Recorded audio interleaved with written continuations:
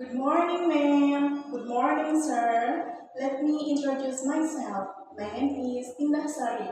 I'm 34 years old. I am married and I have two children. The first one is 4 years old and the second one is 2 years old. My last education is senior high school. I live in Cirebon, West Java of Indonesia. My height is 163 cm and my weight is 50 kg. I have an experience before in Singapore 2 years and my job is take care of special children with autism spectrum disorder. And another my experience is in Indonesia 2 years and my job is cleaning the house and cooking. I can cook Chinese fusion food, for example, steamed fish, steamed egg, black sauce pork, char siu, and another.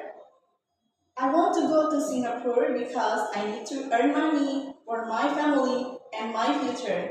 Thank you, ma'am. Thank you, sir. See you in Singapore.